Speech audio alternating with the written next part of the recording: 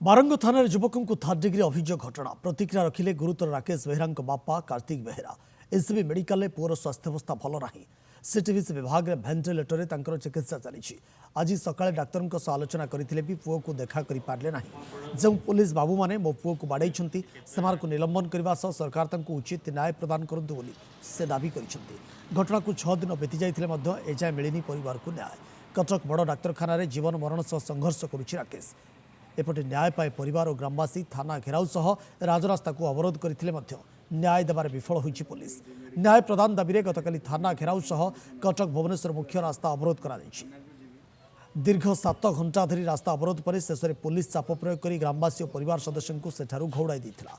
परिवार और ग्रामवासी राकेश को न्याय देबा पई बारंबार पुलिस पाखक आसुथिले मध्य पुलिस न्याय परिवर्ते चाप पकाउछि बोली अभियोग होइछि।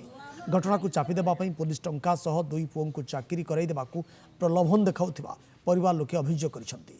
न्याय पाई राकेश को परिवार और ग्रामवासी सह सामिल होइछंती बारंगर 8टी पंचायतर ग्रामवासी। आवश्यक हेले उच्चतम न्यायालय पर्यंत लड़ई जारी रहबो बोली अंचलवासी चेतावनी दैछंती। अरे स्वास्थ्य अवस्था भल ना सी अवे गुरुतर भाव पड़ी सी भी आखि खोलु ना कि तार भल मंद भी किसी जानी हो। सार को पचारि सार कहले तार कंडीशन भल किसी नथला भल पिला मोर काम धंदा कर चले एबे तार स्वास्थ्य अवस्था ठीक ना।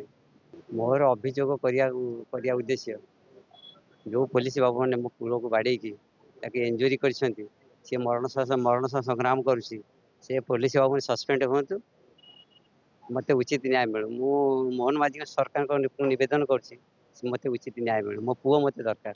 पुलिस मो हजबैंड को कहते जहाँ आम जानतर हो कि अजाणतर भूल हो जाए तुम जो टंका किसी रखी अच्छी आम पाखे नि तुम सान पु ड्राइविंग करुच्ची मुझे शुणुची तुम सान पु को आम डिपार्टमेंट रखू गाड़ी चलेब तुम बड़ पु भल होम गाड़ी रखू कहले मो हजबैंड कहले मो पु आग भल हो मोर टंका दरकार नहीं मो पुओ दरकार मो पुओ आग भल मेडिकल भितर तो छाड़ू ना भगवान को ऊपर कथा भगवान आयुष दिंतु कि भल होम फेरी आसु गाँव को गाँ कांदुची बारंग भी कांदुचे बहुत दुखित आ जो आपण मैंने भी आसते आपण मैंने जमी पहुँचातु जगन्नाथ पाखे ये प्रार्थना कर भल आसतु आ जो मैंने साज्य कर उद्देश्य मूल किसी रखु ना राजनीति भी रखु ना जदि स्वच्छ मन आसुँच साज्य करने तेणु साज्य करते।